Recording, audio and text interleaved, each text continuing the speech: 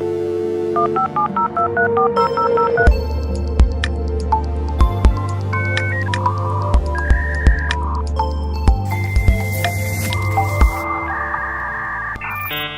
are still broadcasting live from the ITWeb Security Summit. We are here in the booth, sponsored by Snod. We are sitting with Andy Chardwick, who is the Director for Africa at Shadowserver Foundation. Welcome to ITWeb TV, Andy. Thank you. It's great to be here. Awesome. Yeah, I know, like when I saw the name Shadowserver, I was just wondering, it's my first time actually to hear about it. If you can just explain to us what this Shadowserver and what are you involved in? Absolutely, yeah. So Shadowserver Foundation, we're a not-for-profit, non-commercial foundation registered in the US and in the Netherlands. And our aim is to provide totally free of charge, totally cost-free cyber threat intelligence to pretty much anybody, network owners, national cyber organizations, national cyber incident response teams, and anybody actually who has a internet network can sign up for free cyber threat intelligence reports from us. Okay. So who is your typical customer? So typically it kind of falls into three categories. At the top level, we have the national CSIRTs. So they are the national cyber authorities in countries. So CSIRT means the Cyber Security Response Team. The second tier of people are network owners. So they could be, for example, a bank or a large organization or a small business that has a internet network. And then even down to individuals. So anybody who has a static IP address can sign up for these reports. So do you have South African clients? Yes, we have the national CERT here in South Africa, but also some other institutions like the telecommunications sector, some of the operators there. I think some of the banks are signed up. And we also work globally with law enforcement agencies as well on cybercrime issues to help them with their investigations as well. Interesting. Like you are offering these services for free. So how do you make money as Shadowserver? Yeah, so we don't make money. We're not here to make money. We are, as I say, non-profit. We get our funding primarily from various sources. At the minute, the biggest contributor is the UK government, the UK Foreign Commonwealth and Development Organization.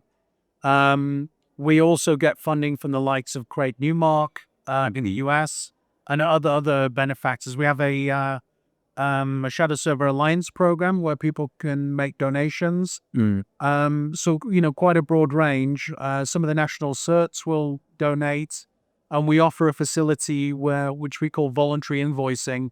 So for those that can't donate, we can invoice them and they can contribute.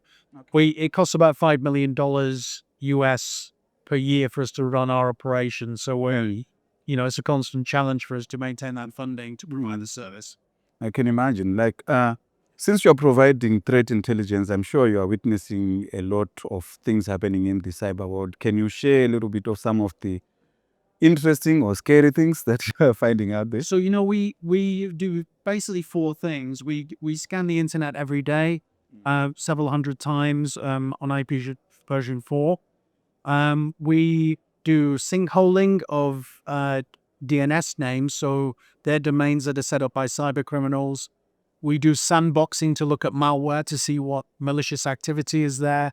And we run a honeypot network, which entices cyber criminals and malicious actors in, so we can see what kind of malware and what their techniques are, so we can identify how they operate.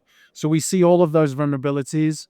They are quite often cyber criminals. We see state actors, all kinds of malicious activity there. And we update that on our social media. We have social media channels, so on LinkedIn and X. We have a dashboard, which is available at our website, which is shadowserver.org. And that's funded by UK government. So it's a public dashboard. You can look by country and to see what vulnerabilities are out there. And a lot of it is based on the CISA KEV, the Known Exploited Vulnerabilities Database. So we publish these on a daily basis and publish warnings and alerts for network owners to patch their systems and do what's required so they don't become targets, have incidents. Interesting. And what is sinkholing? So sinkholing is, you have do you know when you go on the internet, you have a domain name? Yes. So, instead of the number behind it, so cyber criminals will register those names and use them for their network. Sinkholing is when we identify malicious use of those DNS names, we can basically take them, and we call it sinkholing. So we take them down, we redirect them so that they can no longer use them. We can see the activity that is on that network. So it's called sinkholing. We normally do it quite often with law enforcement with a court order. Okay. We do it with DNS registrars who they have customers who they suspect are criminals who have broke the terms and conditions. So we have a legal basis for doing that, for taking them down. Interesting. And since you are offering these services for free, how do you select, like, if you now have like a situation whereby everyone comes to you, they want your services, how do you now like select like who to assist services for free? Everybody can sign up. The challenge I have, so I became the director for Africa because there's been a focus on Africa and then the Indo-Pacific, developing nations. So my interest is to try and get as many organizations and entities signed up in Africa as possible. Okay. All you do, you go to the Shadowserver webpage, shadowserver.org. There's a yellow button. You fill in the details to prove you're on the network, and then we'll send the email every day, or you can send it to an API feed if you have a more advanced system to process that data. So we don't have a limitation on numbers. In fact, it's the opposite. We're trying to get people to sign up. Is it? Okay. When you're giving something for free, people are curious of why is it free. An analogy I use is like you have a box of donuts, you're trying to give it away for free. People are okay, well, what's wrong with it? Yeah. So that's the challenge. Is not, we're not limited by we want people to sign up. Awesome.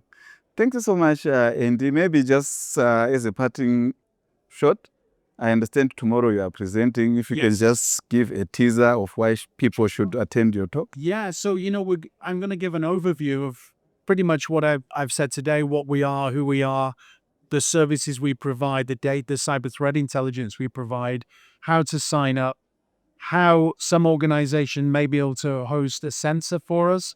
So all of this, work we do relies on the goodwill of some network providers to help us, putting sensors around the world. So there'll be some of that. And we'll talk about trends as well. In Africa, we see a lot more mobile use as opposed to traditional computers, for example. So the vulnerabilities in Africa are a bit different to other parts of the world, say Europe and the US. So getting people to have an awareness and, putting the word out that we exist, we're available, and we're here to help to get people to sign up to use the free data. Awesome. Thank you so much, Andy, for your time. Looking forward to your talk tomorrow. Great. And enjoy the rest of the first day of the Security Summit. Thanks very much. Awesome. Thank you so much for watching ITWeb TV. Stay tuned. We've got more guests